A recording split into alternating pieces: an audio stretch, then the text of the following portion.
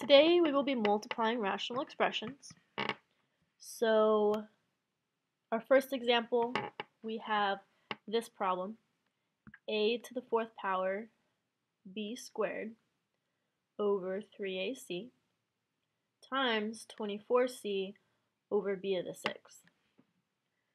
So just like yesterday with these simpler problems, what we want to do is just start canceling out whatever we can on the top and bottom. So using our rules of exponents. Therefore, we can start with the a's. So we have a to the fourth on top here and an a on the bottom. So remember, this a has a 1 for an exponent. So when we're dividing, remember we have to subtract. So that is going to give us a cubed. And then we can move on to the b's. We have a b squared, and then on the other fraction, but on the bottom, therefore we can combine them, we have b to the sixth. So we take 2 minus 6, and that gives us negative 4. So that means that we're going to put the b on the bottom. So we have b to the fourth power. And then we can move on to the c's. But if you notice, the c's have exactly the same exponent. They both have a 1. So the c's will actually cancel. And then we have one other thing left, and that are the numbers out in front. So again, we have a 24 on the top of this fraction, 3 on the bottom of this one. We can still divide them. So 24 divided by 3 is 8. Okay, so 3 goes into 24 8 times. So we put an 8 out here in front of the a. And that is our final answer.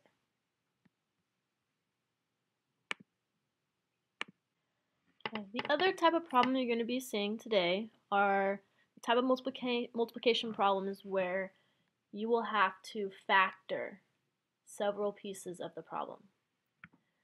So if you just start by doing this one by one, okay, so if we start with the top here, we need to factor that.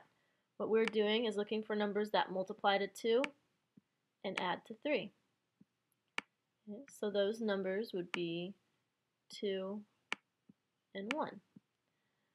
So this top part of this left-sided fraction becomes x plus 2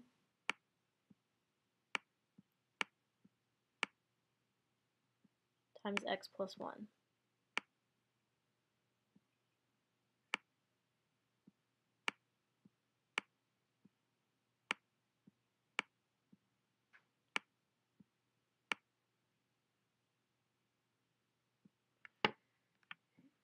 And then we can move on to the bottom of this fraction.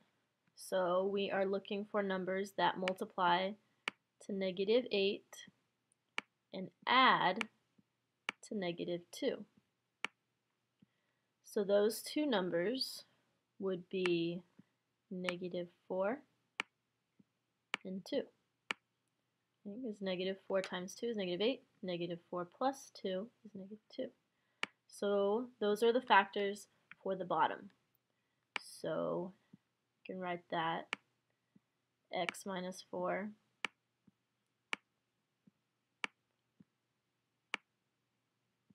times x plus 2.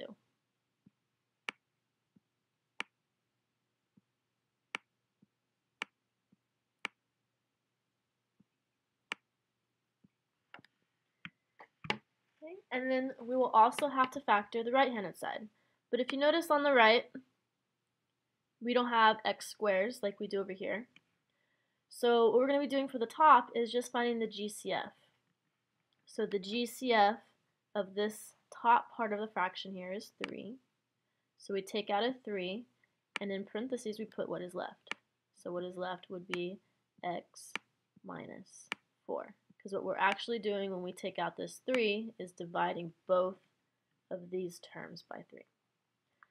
And then on the bottom, x minus 1 Nothing you can do to that.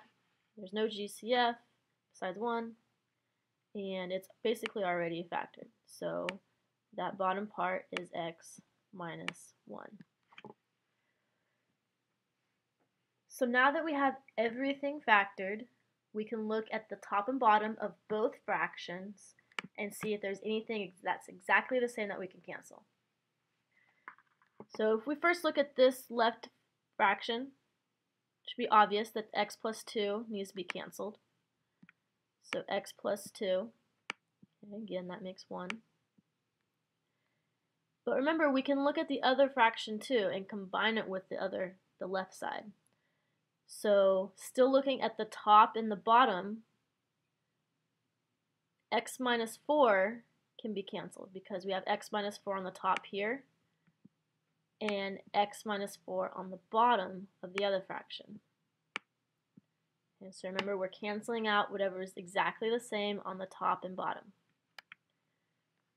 Okay, and it looks like nothing else can be canceled, so we're going to go ahead and rewrite this to form one fraction because we don't want two separate ones.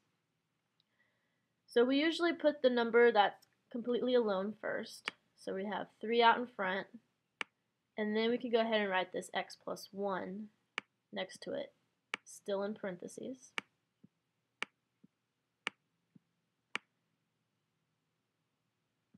And then on the bottom, all we have left is x minus 1. So we put x minus 1 on the bottom. Okay, don't multiply this, don't distribute. We want to leave it factored. So this is our final answer.